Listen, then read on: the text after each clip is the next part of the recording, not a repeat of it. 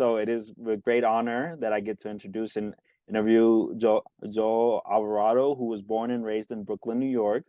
Joel is a Afro-Latino first-generation college student, or college graduate, excuse me, whose career is predicated on social and economic justice, equity, movement work, and transformational leadership. Joel is a well-respected nonprofit executive. He is vice president of strategy and engagement with Partnership for Southern Equity. He leads the efforts in dismantling structural racism, promoting shared prosperity, and achieving racial equity in America. Mr. Alvarado earned a BA in history at Morehouse College and an MPA in public policy at Clark Atlanta University. He's a doctoral student at the University of Alabama, pursuing his degree in higher education administration. His research interests include first-generation students of color, community colleges, institutional culture, climate, and social capital. Joel has a wealth of knowledge and experience. So without further ado, let's dive into the conversation and learn from Joel's expertise and insights. Welcome. So, thank you. No pressure. So I've given the listeners just a little overview, but we'd love for you to tell us a bit more about your unique career trajectory, what it looked like in social impact. Sure. So first, I just want to thank everyone involved in creating space to have this conversation. I really appreciate the opportunity to share my story and to share whatever wisdom I've obtained during my life's journey. And I appreciate, I'm at a moment in my life where I really enjoy talking to young people. You know, I wish I had opportunities to speak to those who had wisdom when I was growing up, because I'm sure a lot of the mistakes I've made, I would not have made. But at the same time, making those mistakes helped me be the person I am today. So I own all of it, right? The good and bad and the ugly of my life. So a little bit about me and my journey. I'm originally from Brooklyn, New York, born and raised. Both my parents are from Puerto Rico. My neighborhood and my family wasn't focused on pursuing college. You know, it was just a working class community. My father didn't even go to high school, right? He came to New York from Puerto Rico at 17, started working. And, you know, fortunately, he was able to find a good union job to support his family and ensure that both his sons were able to go to college and graduate. So I had no aspirations of going to college and high school. All I cared about, like I tell people all the time, I cared about basketball, I cared about clothes, and I cared about girls. Whatever order, you know, every day it changed. And I just lived in the moment, didn't really think about what tomorrow was going to be for me or what even my role or purpose was in life. I was just, you know, I was just in that space, right? And one day I was having a conversation with my friends and a teacher who was very important to me by the name of Mr. Philip Mott. He was my sophomore and junior English teacher. He was related to the King family. And through him, I was introduced to so much literature and also introduced to Morehouse College. And so everybody was talking about where they were going to go to college. And I said, I'm not going to college. And everybody, you would think I talked about everybody's mama. I mean, everybody was just jumping on me like, how could you not go to college? What's wrong with you? So they just were on my case. So I eventually went to a community college called Manhattan Community College, BMCC. And to enter into a community college is open admission, but you have to take tests and in writing and math and something else I don't know. But I failed 2 of the 3 tests. I failed the math test and the writing test. But I went there, and in the writing remedial class, I was able to realize I have a voice. I have something I want to say. And I'm starting to find ways in order to articulate my ideas and my feelings through pen and paper. And it was liberatory, man. It was like, it was amazing, you know, what was coming forth and what was coming out of me. And also at the same time, I was just in a journey of just trying to understand who I am as a human being and just sort of my space in this world and letting the ideas really ferment and sort of just guide me and just try to help me figure out, who I can be. Also at this time, Eric, I was actually a janitor in the World Trade Center. I was cleaning toilets, I was, sweeping floors, throwing out trash.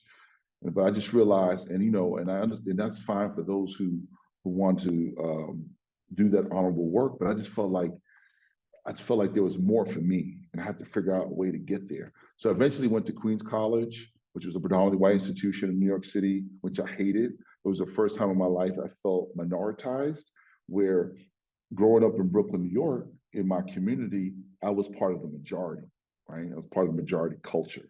I saw myself everywhere. And this was the first time I felt really alone, and I felt really unseen, in that where I would find myself every day in the Black Student Union, because that was the only place I felt was a safe space for me in this entire college. So here I'm spending all this money to go to college, and I find myself separating myself from the entire college and just staying in that one room, right?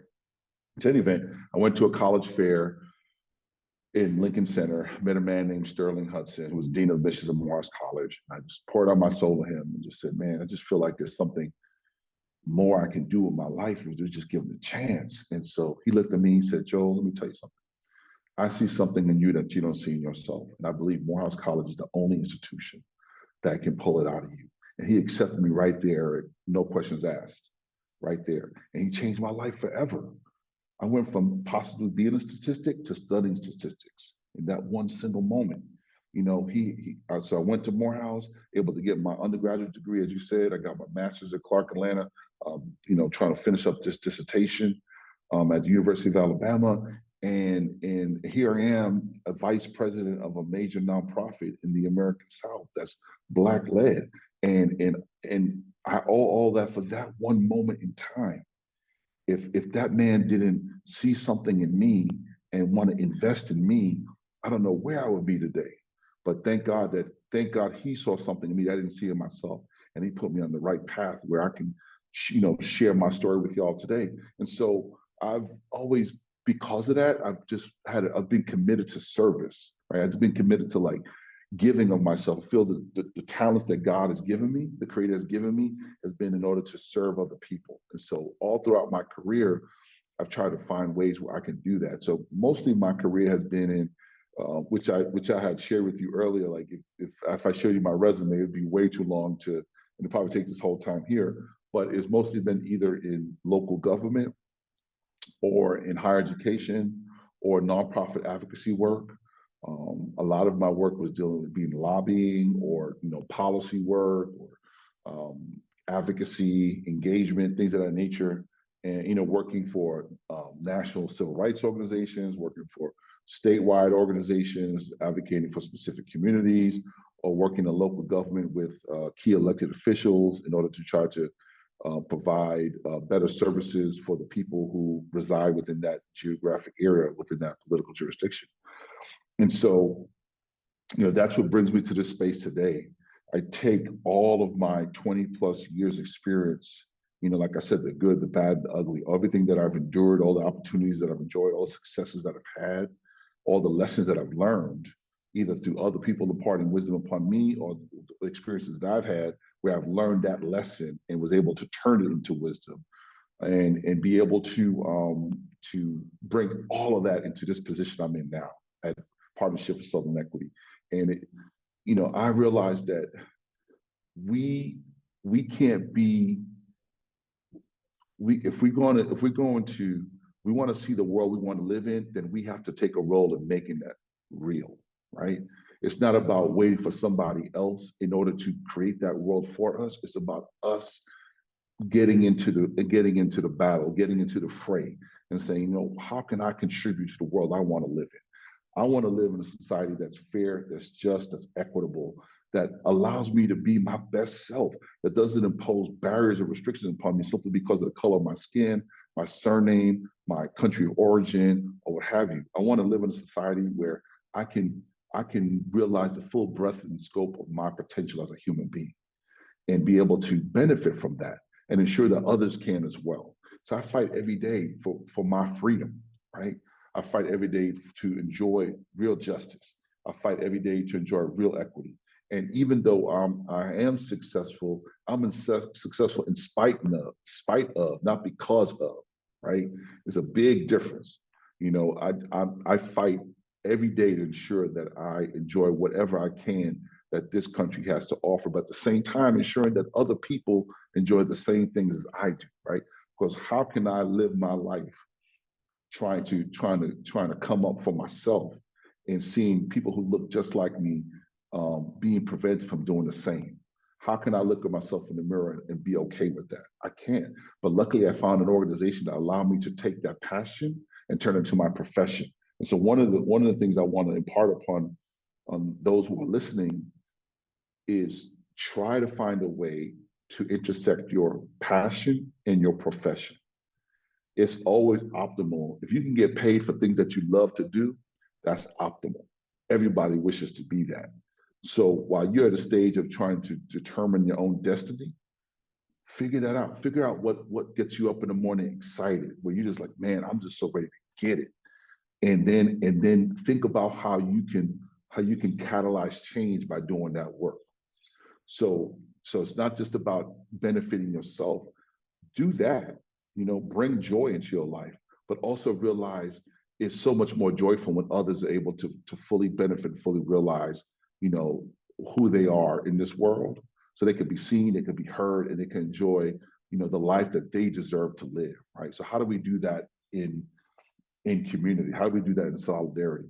So it's been a crazy ride, Eric, regarding my life, but it's the life that the Creator has put before me, and it's a life where I've learned so much, and I try to share how I was able to enjoy the successes of my life, how I was able to endure the failures of my life, and how I was able to push forward, right? Because we've all fallen down in life. The key is, how do you get up, and what do you do once you get up? I've fallen down many times before, right? But I'm here today.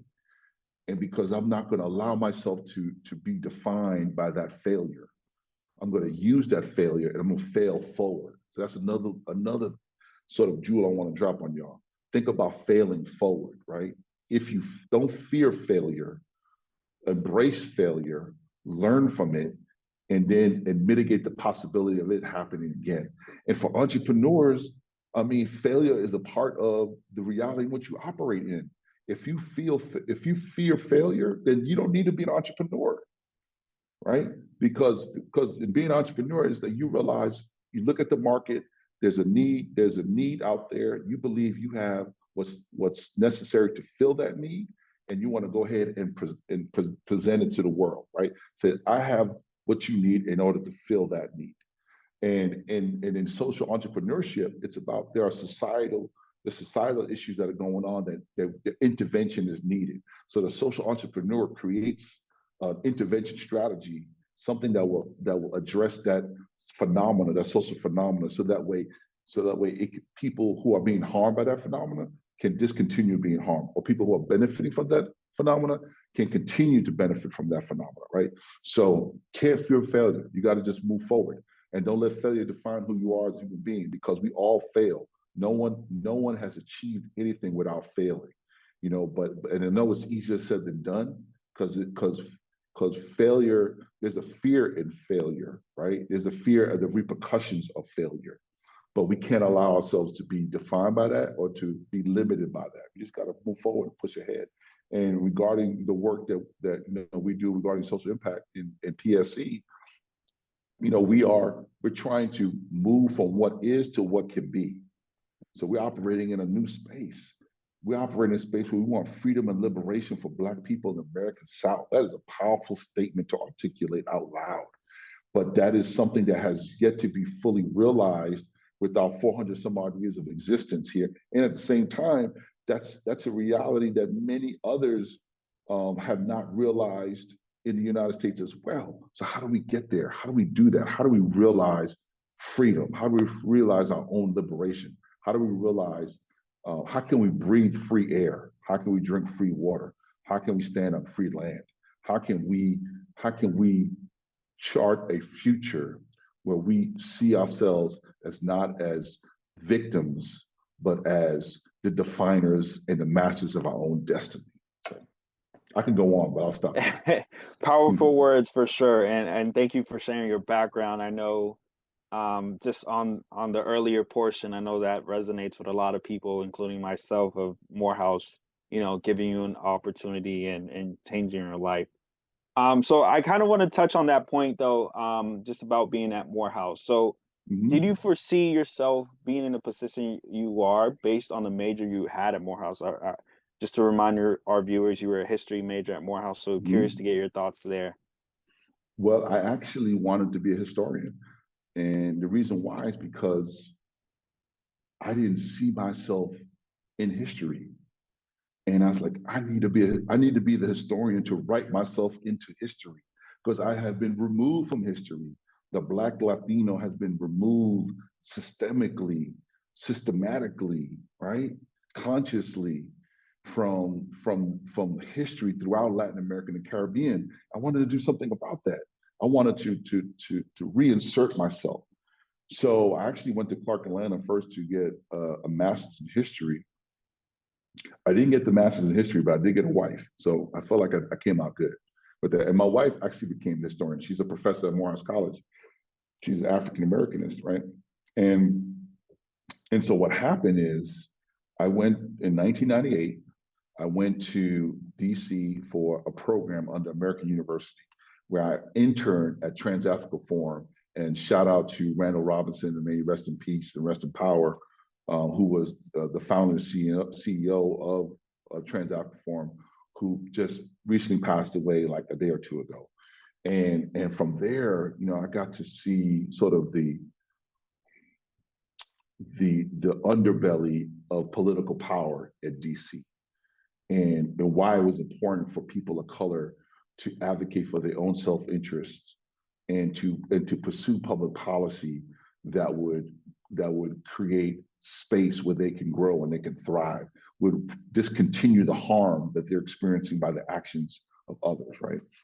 And it just put me on a new pathway. And then from there, I heard about a woman named Congresswoman Cynthia McKinney, who was the member of Congress that represented the 4th District over in DeKalb County, a little bit in Gwinnett at times. So I went to intern for her, and then I ended up working for her, doing military, working with veterans, and then working on immigration and doing community engagement. And the rest is history, man. I caught the bug, and I was like, this is my life. And 20 some odd years later, this is what I'm doing. And to be honest with you, Eric, man, the thing about it is that what I want people to realize is that, you don't know what is set before you regarding your profession, right? What your passion could be. But what you want to do is get a degree that you believe can provide you the skills required where you can be excellent in that space, right? So some people may say, "Oh, Joel, the work you're doing, I would have assumed that you were a political science major or something like that, or maybe an urban studies major, or international studies major, right?" And actually, I entered into Morehouse as a political science major, but then somebody talked me out of it, saying, "Oh man, the only thing you can do is be a lawyer or a political scientist." And I was like, "Man, I don't want to just have limited options, right?" So I bought into that. But thank God, because I loved history, and I love the humanities, because what history did was it provided me essential skill sets that were portable, where I can use in different spaces. It taught me how to be analytical, it taught me how to research, it taught me how to write, it taught me how to critique what I write, or what I read rather. It taught me how to communicate. It helped provide contextualization to understand that what is happening today, there is a history that led to what is happening today. And if you don't understand how you got to this point in time, then you're not going to figure out how to move beyond this point in time, right? And so history was so important to me because it made me understand the world I'm operating in, right? It made me understand the decision-making of people of power and authority, and why did they do the things that they did. right? And what were the benefits they accrued from doing? And what was the ideas that were pushing forth the actions of people in power and authority, right? And what were the systems that were established and created in order to perpetuate the dynamics, the power dynamics that existed within society for those who benefited from it, right? Who were in power and authority. It just helped me really understand the world I operate in. And then more importantly, what can I do to disrupt it? You know, I need to understand the origination of what is happening today so that I can think about how to disrupt it so we can discontinue the trauma it's causing for people come tomorrow, right? So, you know, I also would share with people too, Eric, that so let's use you for an example. Think about what the next step in your life is. And I would say is look at your life as if it was as a graph, on a chart, right? Right now in your life, you're at point A. Think about what the point B is going to be in your life. The line in between is the journey, the work you got to do to get there. So I always tell younger folks, think about who it is you want to be. What's the next iteration of you? And then work to get there. So I would say, let's say you wanted to, there's a certain position you want, right? Let's say the manager position you want in the space that you in your profession, right? Get a job description. Look at the job description and say, what is required to be a viable candidate for this position? Compare that to your current resume and say, okay, clearly I need more time in the field. I might need an MBA or I might need something else. Then you go ahead and do that. And then you apply that. And then you say, okay, now I have all the credentials and experiences needed, but that's just half the battle. The other half is social capital. I don't care how sterling your resume is going to look. If you don't have relationships to help guide you and help you enter into the space you want to be in, it's going to be all for naught. So you gotta do the work in building up who you are as an individual, but you also have to establish the relationships so that you can have entree and that somebody can speak on your behalf to help guide you and help you enter into the space you want to be, right? So keep doing that. Like for me, you know, my next stage of my life is to be a CEO of a major nonprofit. So I have to look at, okay, what does it take to be a president and CEO of a major nonprofit? Where I'm at right now in my life. What do I need to attain in order to get there? Who do I need to meet? What circles do I need to be a part of? What networks do I need to establish and invest into so that way I can be in that space? And so the idea of me being a CEO and a president is not far-fetched because I did the work necessary individually and in building relationships and in establishing myself in those spaces so that way others can realize, you know what? I definitely see Joel as a president and CEO of a major nonprofit soon. So I would just share that with y'all too, man. You know, chart your destiny, figure it out, but give yourself the flexibility that, because you never know what life may bring to you and what changes may occur, but you have to be malleable enough, be flexible enough in order to meet that moment. Because at the end of the day, as long as you keep pushing forward and you keep failing forward, keep learning and keep growing, you're going to be all right, you know, because there's always going to be adversity. You just got to figure out how to dust yourself off, get up, and keep it pushing. Not only as an individual, but also as community. Because we're always going to be adversity. Well, you know, that's just our lived reality. But the thing is, are we going to accept it? No, hell no. What we're going to do is figure out a way to overcome it, go through it, discontinue it, make sure that nothing prevents us from achieving what we want. So the other thing I would share with folks listening too is, as people of color, and especially, you know, me as being a Black man in America, and this is what I tell my son all the time, you have to learn how to survive and thrive. You can't do one without the other. Both are essential. If you seek solely to thrive without understanding you need to survive, you're gonna hurt yourself in a serious way. But if you only focus on trying to survive and not trying to seek to thrive, you're gonna hurt yourself in a serious way, right? So focus on both. Focus on survival, but focus on thriving too, because you owe that to yourself and you owe that to those who suffered so much for you to get to this point in life. And you stand on their shoulders and they didn't go through all that they went through. So that way you can just focus on the survival. They want you to thrive. They want you to feel joy. And there's nothing wrong with that. That's something that you should aspire for, and then ensure that others are able to receive that as well. Those are beautiful words. There's a lot there to take from for the students as well. Timely conversation on the social capital aspect and surviving and thriving. Really love that. So earlier in the conversation when we jumped on the call, you mentioned the system isn't broken. The system is working the way it's supposed to. Love that as well. So kind of, just given the historical attempts to divide our communities, how do you recognize the importance of community gathering institutions like HBCUs and CSUs in the present day? It's critical, it's essential, it's necessary. Let me tell you something. One thing I've realized, when somebody tells you something is not important, believe the opposite.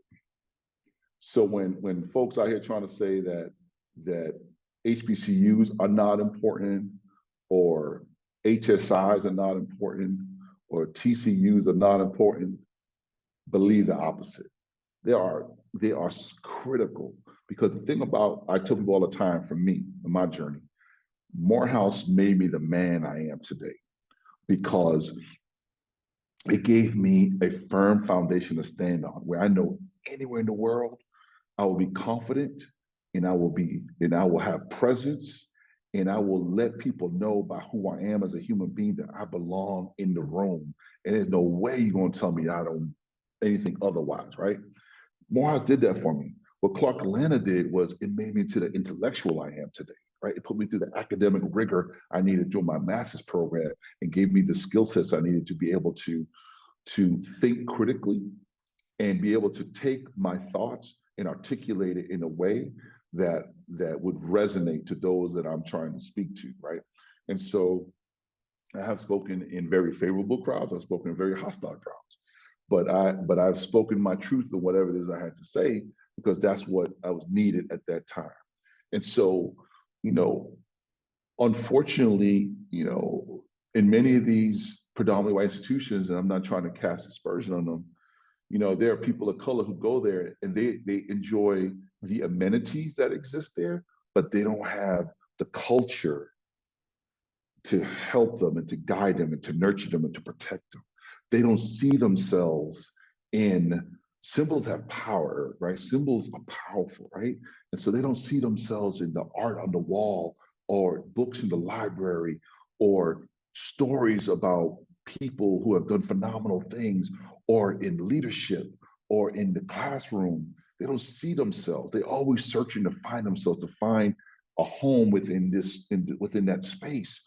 But at an HBCU or another minority serving institution, that space is you, right? The president is you, the vice presidents are you, the professors are you, the dorms are you, the libraries are you, the food is you, right? The music is you, the camaraderie is you. And so there's something just empowering about that, something nurturing about that. There's something joyful about that. For me, when my experience at Morehouse College was incredible, just meeting so many different Black men from throughout the world, right? The fried chicken Wednesdays, meeting, Black people from throughout the diaspora there, hearing their stories, listening to their music, and just connecting, building, growing with them. It was a phenomenal experience. So the thing I love about HBCUs is that it provides you the academic rigor you need to be successful, but also gives you the cultural foundation that is required in order to step out into the world with authority and with power and with purpose.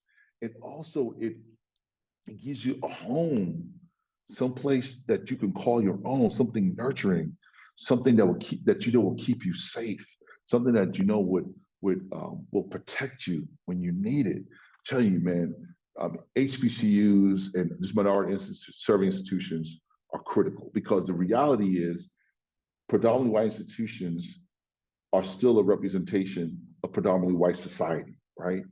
The values, the norms, the processes, all aspects of predominantly white society exist within a predominantly white institution. They keep trying to figure out ways to let's, diversity, let's inclusion. You know, so they may bring in a lot of people of color, but the question you have to ask yourself, are they graduating a lot of people of color? Are people staying there, right? Or what is the experience of people going through there? And what are the challenges that they're facing continually, right? By individuals who just have no relationship or no filter in regards to, no fear of accountability in regards to the interaction with people of color, right? That's not happening. I'm not saying that HBCUs and other institutions are utopias, but what I am saying is that it is a place where we can be our authentic selves. It is a place where we can feel at home. And there's a reason why, Eric, where HBCUs are punching way above their weight class. They're producing so many scholars, lawyers, judges, doctors, entrepreneurs, business people, elected officials. You look at all these individuals who are contributing so much to society. Where are they coming from? Many of them had their origins at HBCUs, or at least their parents went to HBCUs, right? Or maybe they went to a predominant institution to get a professional degree or graduate degree, but they went to an HBCU to start off with. There's something nurturing about that. There's something, I mean, the idea that somebody could look at me and say, man, Joel, you may be a janitor, you may be like sort of just, you know, flailing away in these schools, whatever, but beyond all that, there's something in you, bro. I'm willing to invest in you. I see you. And is there anything more powerful than somebody saying, I see you? I mean, that is liberatory, man, where somebody said, they understand that you have real value, and that with the right investment, that value, that return on investment could be multiplied 100-fold, 1,000-fold.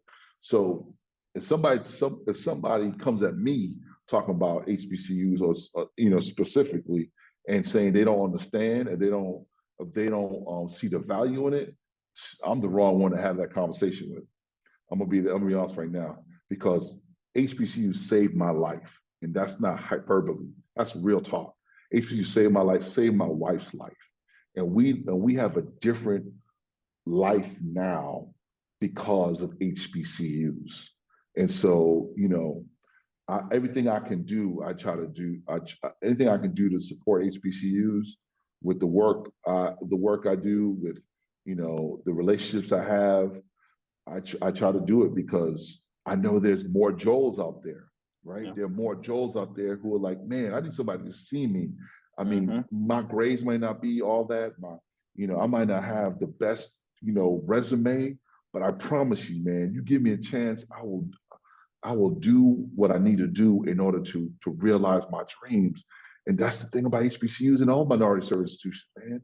They're about making dreams real. And without dreams is the fuel for us to realize hope, right? Dreams, you know, people who work on their dreams are able to realize their truth, and also give other people hope that their dreams are not wasted. But if with the right investment and the right work, their dreams can come true as well. That's HBCUs, man. Yep. About making them dreams real. Yep. I can definitely attest to the point of you bringing up, it's almost like being at home, right? I remember this past summer, worked in New York, and it was very much white, as you can imagine, and just coming back to Morehouse and being back in that environment it was powerful. I felt rejuvenated, and it was very much so. I got my confidence back. It can be a place where, you know, it wears you down. So I'm glad that I have that place to come back and recharge and refuel and be ready to go for the future. So I definitely agree there. So that's why they call it homecoming, right? Yeah. That's what they call it, homecoming. Yeah. So I know we're getting closer to time, so we'd love to touch on some other things regarding your work currently. Sure. So we'd love for you to, you know, tell us more about the work of the Partnership for Southern Equity, particularly your work with communities of color, and also if you could touch on the program's Yes Equity program and how it mobilizes young people. Okay, will do. So about 12 years ago, another Morehouse brother, Nathaniel Smith, a good friend of mine over 30 years, he realized the conversation in the American South had to move from equality to equity. Equality means that we all have the right to enter the room. Equity ensures that we all benefit from being in the room, and that we are able to get what we need in the room, so that we can enjoy the full benefits of being in that room, right? So equality is that we could all sit at a diner and order a meal. Equity is going to realize, you know what, not all of us can afford to buy anything on that menu, right? And so, or equality is that you have the same chair at that counter. Equity acknowledges that, you know what, you might need different type of chairs because there are different type of people sitting down, and so that way they can enjoy the best experience possible sitting at that countertop. Then let's ensure that we're able to provide spaces where each individual can feel most comfortable. So if you're tall, we can offer a lower seat. If you're short, we can offer a higher seat. If you are wheelchair bound, we can offer space for you to sit at a counter, right? That's what equity is. It's fair and just inclusion. So in any event, you know, Nathaniel in his wisdom realized that we need to create a vehicle to have that conversation. So that's how Partnership for Southern Equity was born. And so we realize power three ways. This is what we believe, and this is what we push out in the world. By organizing people, money, and data. If you can do all three, you are able to realize power and able to create a disruption of the existing status quo that perpetuates white oppression within society, right? And where the levers of power are changed irrevocably, yeah. So that way, new values are able to enter that will lead to new policies where the outcomes will be more just, more fair, more equitable. So we have three divisions.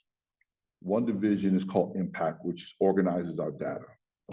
And so there we work on ensuring that we lead with data.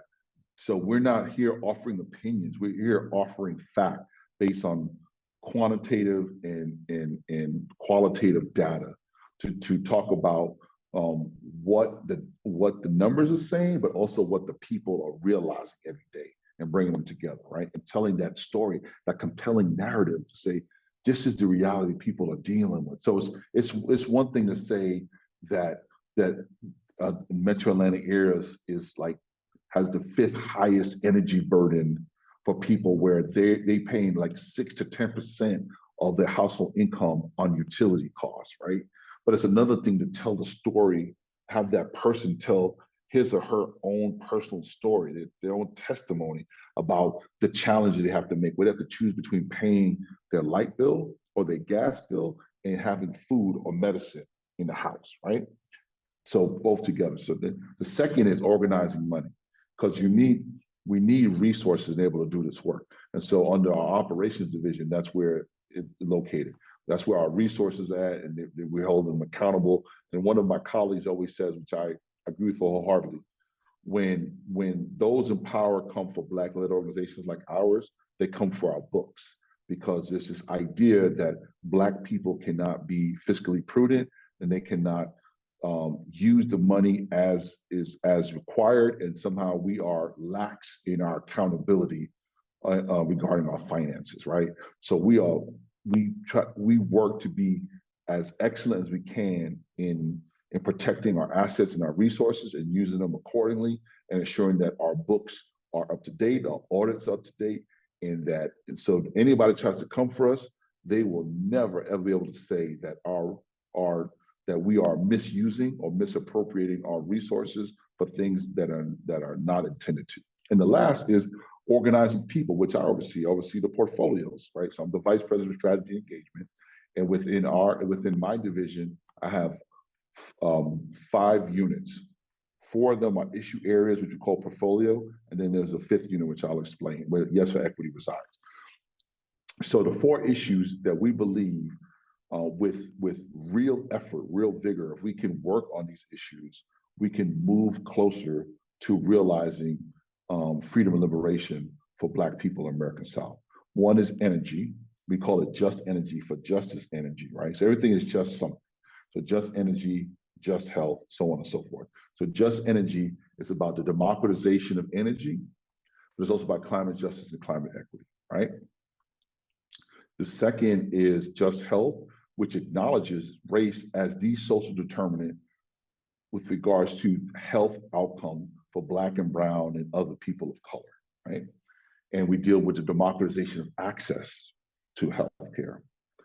And then the third is growth, which deals with the democratization of development, where people have a real say about the development that's going on in their community, and that they are working with developers in concert in order to ensure that they not only have a say as to what will happen in their communities regarding development, but at the same time, ensure that they are the beneficiaries of that as well, right? Where development in their community doesn't mean they're forced to leave that community because they're incapable of affording to live there anymore, especially our legacy residents and our older legacy residents, right? It also deals with equitable land use policy, and that the decisions that are being made at the local and county level, and sometimes at the state level and federal level, but mostly at the local level, these decisions regarding planning and land use have perpetuated and reinforced the inequities that exist within communities, right? The community around Morehouse College didn't just occur that way, right?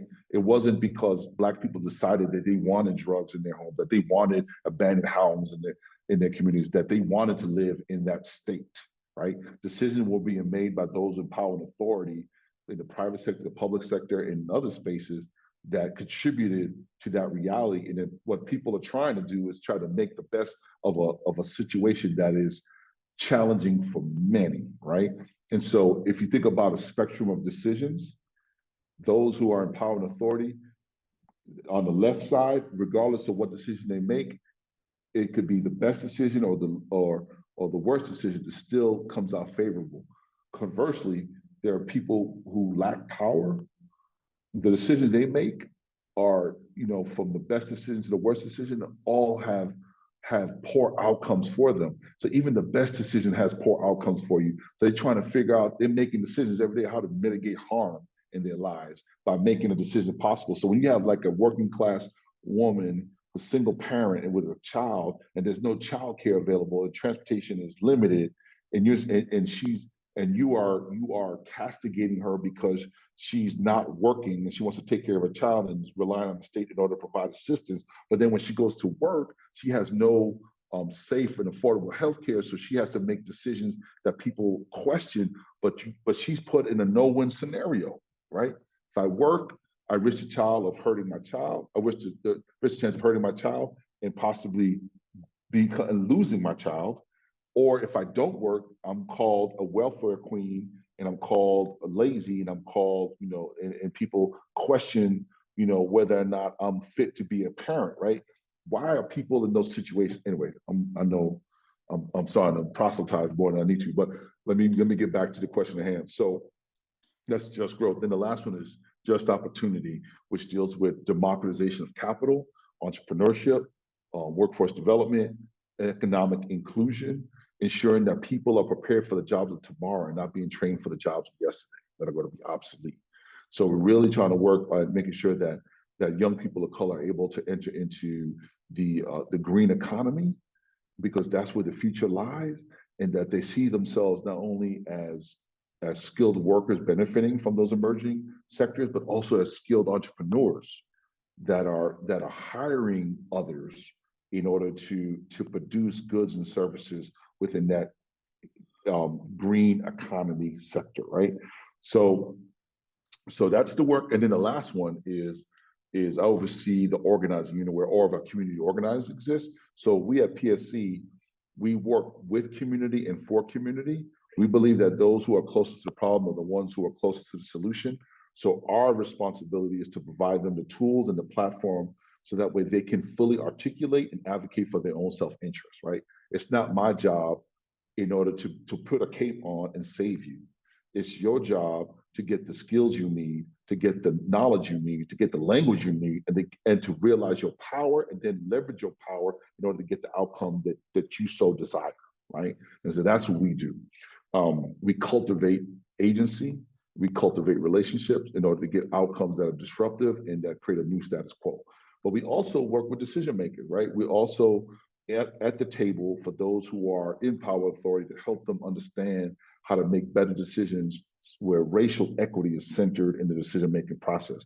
When you think about budgets, you think about policy, you think about programming, you think about practices, ensuring that equity is centered in all that, so that way there's no blind spots and they can see and ensure that all people are benefiting from those decisions and not just certain people are continually benefiting to the detriment of others, right? And so within that is our Yes for Equity portfolio, where we recognize that there's no way that we as adults can be doing this work without young people side by side with us. Young people are leaders in this movement. They need to be respected as leaders in this movement, and they need to be working side by side with adults in order to realize the world that we all want to live in, right? And they're going to live in it a little longer than we are, so they should have a significant say as to what that world should look like. I should not be in a position where I'm dictating to them the world that they should live in. They should be working with me and help me understand the world they want to live in, and then we work together in order to realize that, right?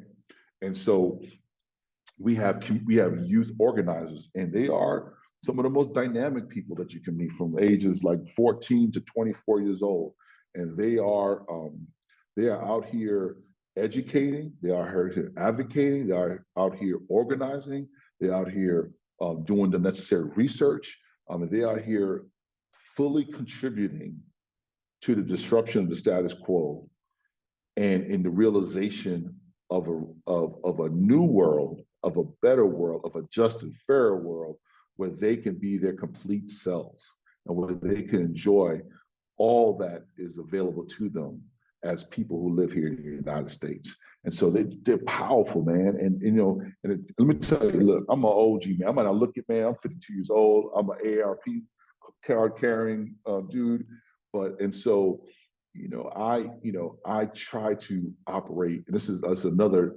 sort of a point I want to make for folks. Try to live your life with intellectual humility, right? Don't go on thinking that you know everything and and everything that you know is right. Always question, always be willing to learn, always be willing to just open yourself up for just to be poured into, right? Because we never know everything. We never are always right. Let's give ourselves the space to be able to just sit back, listen, and learn and grow, right? And so I love learning from these young folks. There are things that they say, the ways they see the world that I may not be able to get right away, but I'm willing to listen. I'm willing to learn. I'm willing to understand because I need them. We need them. I need you, Eric, just to feel confident that you can work alongside me in order to realize the world we want to live in, right? It doesn't work. There's a reason why we're Partnership for Southern Equity, because it's something I can't, Joel Alvarado, do alone. It's something you can't do alone, nor should we, right? Why should I think that I alone am responsible for the freedom and liberation of all people? That's a ridiculous notion. What it should be is, how do we learn from each other and work together in order to realize the world we want to live in, right? And so what does that mean? What's your role? What's my role? What are you going to teach me? What am I going to teach you, right? Let's work in solidarity. Solidarity is what we need. That's why I love what you have here, because you're bringing these communities together, right? You're bringing the indigenous community together with the Black community, and realize we are all suffering from the heel of oppression. What would happen if we decided to work together in brotherhood and sisterhood in order to realize a reality where we could all benefit, we could all come up in, where we can all, live our truths, right? And be our best selves. And so it's a powerful proposition. It's a powerful, powerful proposition. And it's a proposition that will continually be undermined, right? divide and conquer. It's one of the classics in the playbook, right? And so, you know, I think you're different. You think I'm different. Somebody's telling me I'm special. Somebody's telling me you special. We can't do that. We have to work in solidarity. We have to work in partnership. And so that's the work I do. My job is to work with my directors who are phenomenal. We do programmatic work. We do research. We do advocacy. We do policy work, and we work to disrupt. We understand the world we live in. We understand the systems that exist. We understand the policies and practices and programming that perpetuate the harm that people are dealing with every day. And we work to put our intellectual capital together to figure out solutions to that. We are a solutions-driven organization. We don't exist just to continue talking about the problems. There's enough people doing that. We exist to address the solutions and talk about the solution, because that's what the people need more than anything else. They don't need me to tell them how challenging their life is. They can tell me that every day. What they need to tell me is like, okay, what is it that you're going to do in order to address the challenges within my life? And that's what we aspire to accomplish every day. It's not easy work. It's hard work, and it's hard work at the same time. So you got to be built for it, man, because it's not for everybody, you know. But then again, you know, I'm willing to stand up, and I'm willing to say, here I am. I'm willing to commit myself to the work on behalf of the people, because I need to know that when I leave this plane, when I leave this earth, I need to be able to look at my creating eye and have that creator believe that I did everything I could while I was on this earth. And if I can do that, then I felt like I've lived a good life. That's amazing, Joel. So much there. Thank you. I really, enjoyed this conversation with you, and it definitely has motivated me to rethink a few things. So thank you for that. But we are running up on time, so I'll pass it on to Miss Jones to close us out. And just thank you from everyone on this call. It was amazing to hear you speak. Thank you. Appreciate you, man.